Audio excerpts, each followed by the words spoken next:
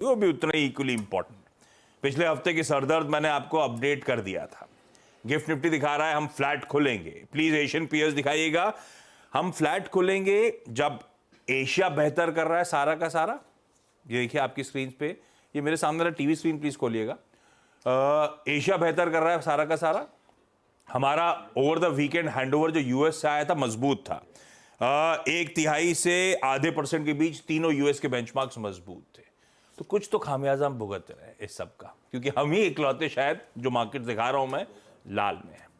ऐसे में ग्लोब का दरअसल मूड कैसा था, हैंडओवर कैसा था? कुछ ग्लोब को ब्लेम करें या सब हमारी ही सरदर्द है अभी? नहीं, ग्लोब को मत ब्लेम करिए, क्योंकि फ्राइडे को ग्लोब पे कुछ खास हुआ नहीं। फ्राइडे सेशन बहुत म्यूटेड था, थोड़ा थोड़ा पॉजिटिव बंद हुए हैं।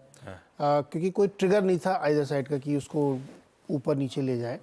तो फ्राइडे सेशन अगर आप देखेंगे एक दिन का तो नॉर्मल सेशन था, लेकिन पूरे हफ्ते में आप देखेंगे तो लॉस था ग्लोबल मार्केट में। क्योंकि इस हफ्ते यानी आज से जो हफ्ता शुरू हो रहा है इसमें कई सारे नंबर आने, CPI, WPI, सब बहुत सारे नंबर्स आने हैं। और इस नंबर्स को मार्केट इसलिए देखना चाहता है क्योंकि अगले महीने की शुरुआत में ही पॉलिसी है, तो ये नंबर काफ़ी इंपॉर्टेंट हो जाएंगे।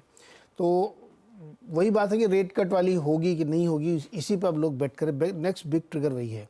तो अब इसमें फेड में भी डिवाइडेड है। कुछ कल 2 लोगों ने कहा कि मैं कंफर्ट नहीं हूँ रेट कट में, और सेबी कह रहा हूँ, फेड चेयर वो क्या करे अभी सब कुछ दिमाग में ही चल रहा है। फेड चेयर जो है वो हिंट कर चुके हैं। तो मार्केट बहुत सबड्यूड था, सोमवार था, लेकिन नेक्स्ट बिग ट्रिगर आपको 17-18 सितंबर के आसपास मिलेगा। उससे पहले ये जो CPI, WPI के नंबर्स आएंगे इसमें थोड़ा बहुत रिएक्शन हो सकता है। अगर ये नंबर बहुत ख़राब नहीं हुए, कि मतलब बहुत खराब मतलब बहुत बढ़ नहीं गया इन्फ्लेशन वगैरह, तो फिर आप उम्मीद करिए वैसा ही होगा। येन कैरी ट्रेड वाली बात जो थी उसमें भी डिवाइडेड है लोगों का। बहुत सारे लोग कह रहे हैं कि लगभग ख़त्म हो चुका है येन कैरी ट्रेड, और कुछ लोग कह रहे हैं कि अभी किसी को अंदाज़ा नहीं दुनिया भर में कहाँ कहाँ वो ट्रेड हो रखे हैं। JP मॉर्गन का अपना एस्टिमेट हो सकता है, और रेट बढ़ने की जो शुरुआत हुई है वो बंद नहीं होने वाली है। जो लोग कह रहे हैं खत्म हो गया, कुछ नहीं होगा, जापान वाला, हाँ, वो इकोनॉमिक ट्रेंड ऐसे ही चलता है। तो कुछ लोग ये कह रहे हैं कि डॉलर येन का संबंध 100 तक जा सकता है आने वाले समय में, आजकल में नहीं, साल 6 महीने में। तो आप उसके लिए मेंटली प्रिपेयर रहिए। बेसिकली येन इतना मजबूत होता हुआ नजर आएगा, ये मजबूत होगा ही होगा, और फिर कैरी ट्रेड के लिए सरदर्द बढ़ता चला जाएगा। हाँ, वो सही कह रहा आप, सेबी दिमाग से नहीं निकल रहा। ये मैडम और उनके हस्बैंड का जो रिबटल के बाद हिंडनबर्ग ने भी रात 7 घंटे 8 घंटे रात में उस पर फिर रिस्पॉन्स डाल दिया। ये कहते हुए वो एक्सेप्ट कर रही हैं कि ऑब्सक्योर बर्मुडा और मॉरिशस फंड स्ट्रक्चर में इन्वेस्टेड थी।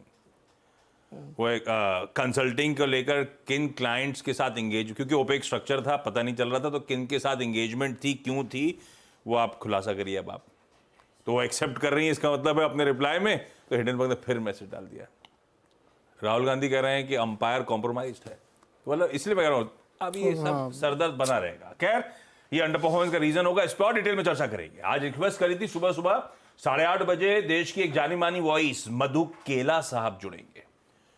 मधु कैसे देख रहे हैं डेवलपमेंट्स को, हम रिटेल को वाकई कितनी चिंता करनी चाहिए नहीं करनी चाहिए, वो सब समझ लेंगे केला साहब से। लेकिन आप पहले वीरू के पास चला जाए।